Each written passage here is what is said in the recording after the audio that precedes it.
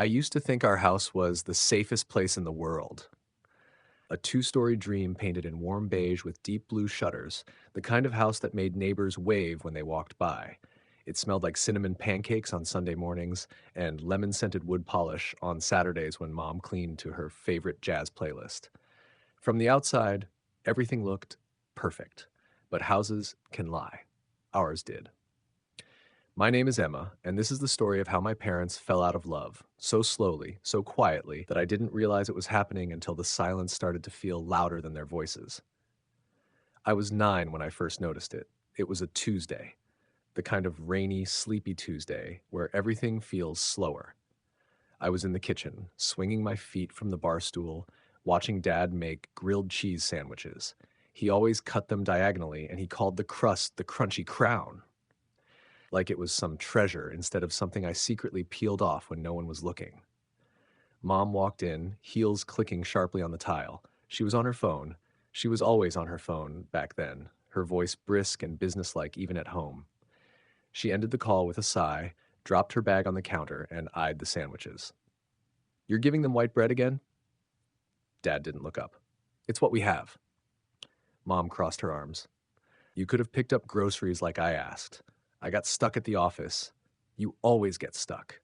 And just like that, the air turned thick, like that moment before a thunderstorm when everything feels tense and charged. Except there was no storm, just grilled cheese and me and Lily quietly pushing peas around her plate like she was drawing with them. That was the first crack. After that, they fought like ghosts, never really yelling, but always pressing, like two tectonic plates shifting slowly toward disaster. There were no slammed doors or broken dishes. No one shouted, "I hate you." They didn't have to. The competition started soon after. Mom would pack our lunches with handwritten notes and little carrot flowers. "Because I care," she said loud enough for Dad to hear. Dad would drive us across town to the Science Museum just because Mom had taken us to the ballet the weekend before. I didn't know it at the time, but I was the prize they were both trying to win. Not for love, for pride. And love, real love, started slipping through the cracks they'd made themselves. Their fights evolved into something quieter, scarier. They stopped looking at each other. They spoke in polite tones, like coworkers who didn't really like each other. I started holding my breath at the dinner table, waiting to see who would correct who first. One night, I asked Dad if I could stay up to finish a book. He said, "Sure, just 20 minutes." When Mom found me awake an hour later, she stared at him like he'd handed me a lit cigarette. "She's not 16, Michael. She's reading, Sandra, not sneaking out to parties." And then came that look, the one where Mom didn't roll her eyes, she just shrank them, like he wasn't even worth the effort of real anger. That look happened a lot after that. I started tiptoeing around the house. I learned how to make peace between them without even realizing it. I'd tell Dad Mom was just tired. I'd tell Mom Dad didn't mean it that way. I'd get Lily to stop crying when they bickered in the car by pointing out cloud shapes. I became the glue. But I was just a kid. One night, I heard them arguing through the wall. Their voices were low, urgent, like secrets being spilled too fast. "If I have to carry this family alone, I might as well do it by myself," Mom said. Silence, the kind that wrapped around my chest and squeezed. A few days later, Dad was gone. Not in a movie kind of way. There was no slamming door, no dramatic goodbye, just his things were gone. His favorite blue mug wasn't on the counter. His sneakers weren't by the front door. His laughter didn't echo in the hallway. He moved to an apartment we visited on weekends. It smelled like laundry detergent and new carpet. He smiled a lot, but it was the kind of smile that didn't reach his eyes.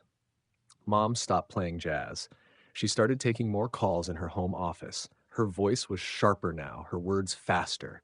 She wore lipstick even when she stayed home. When she hugged me, her arms were tight, but her mind was somewhere else. Lily didn't ask why they split, but I caught her one night whispering to her teddy bear, maybe if I was better, they'd still be together. That broke something inside me. Because I used to think love was like a tree. You water it and it grows tall and strong and lasts forever.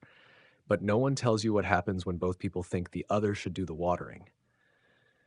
No one tells you that love can become a scoreboard, a battle, a quiet war disguised as daily life. Now I'm older. I'm 17 and I see it clearly. My parents didn't stop loving each other all at once. They stopped being a team. They let competition eat away at the roots. They were both so busy trying to win that they lost each other, and they didn't even notice until the silence between them became permanent. Sometimes, late at night, I still think about our old house. I picture it like a snow globe, still, pretty, perfect. But if you looked closely, if you tilted it just right, you'd see the cracks running through the foundation, invisible from the outside, but loud enough to hear if you were a child sitting quietly in the middle of it.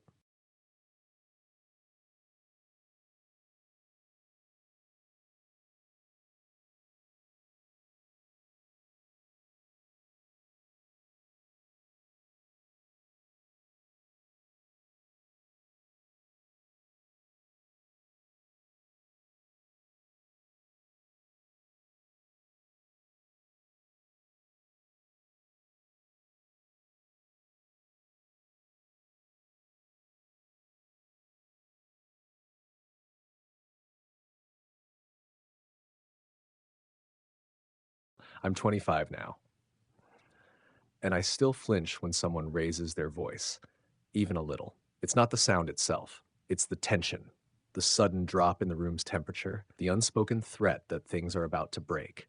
It's the memories it drags behind it, memories like old suitcases, battered, heavy, always arriving uninvited. My boyfriend, Daniel, once slammed the fridge shut by accident, and I jumped like a gun had gone off. He blinked at me, startled, holding a carton of orange juice and guilt in equal measure. I laughed it off, said I was just tired. But the truth is harder to say out loud. The truth is, I was raised in a house where love was a game with no winners.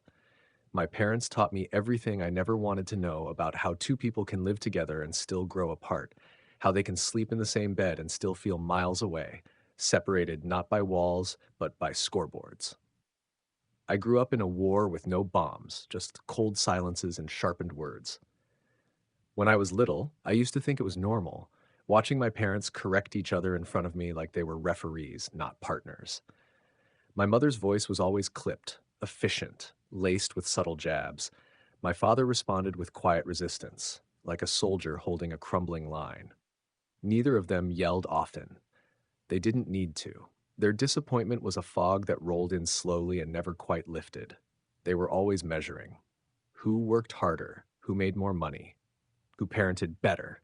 Who forgot the parent-teacher meeting or spilled juice on the rug or let Lily have screen time on a school night? And in between their quiet competition, there was me and my little sister. Lily learned to stay invisible. I became the translator, the fixer, the peacekeeper. I still do that, even now.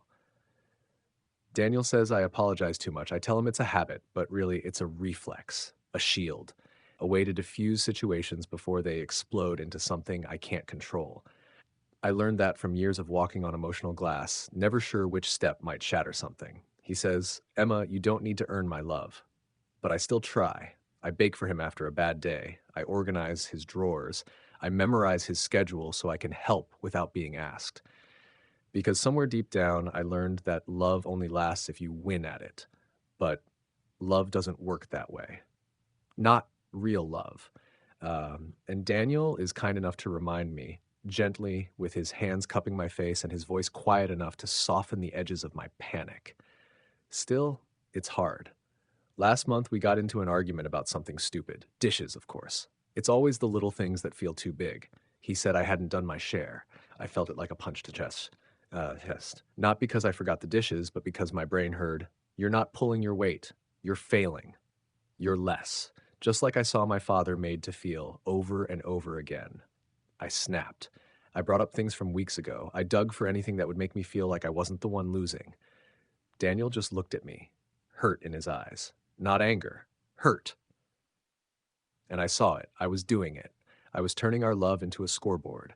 I left the room and sat on the bathroom floor, heart pounding, head spinning. I could hear my parents' voices in my mind like a bad recording on loop. I saw my mother's eyes narrowing, my father's quiet retreat, the dinner table where no one made eye contact, the night he left without saying goodbye. I sobbed in that bathroom like I was 9 again, back in that kitchen with the grilled cheese and the thunderstorm in the air. Daniel found me, knees pulled to my chest, eyes red. I couldn't meet his gaze. I just whispered, I don't know how to do this. He sat beside me on the cold tile, not touching, just there. Quiet. Present.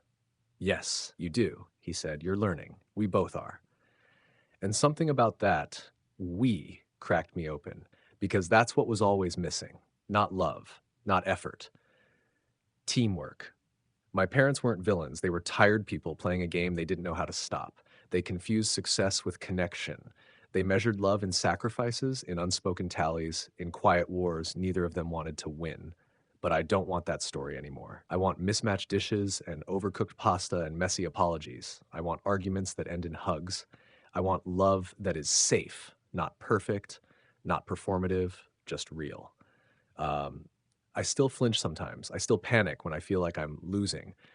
But I'm learning that love isn't a test I have to pass. It's not about proving I'm enough. It's about believing I already am. So I'm writing a new story with broken pieces, yes, but also with hope stitched between the cracks. And every day, Daniel helps me fill the quiet, not with silence, but with kindness, with grace, with a kind of love that doesn't keep score.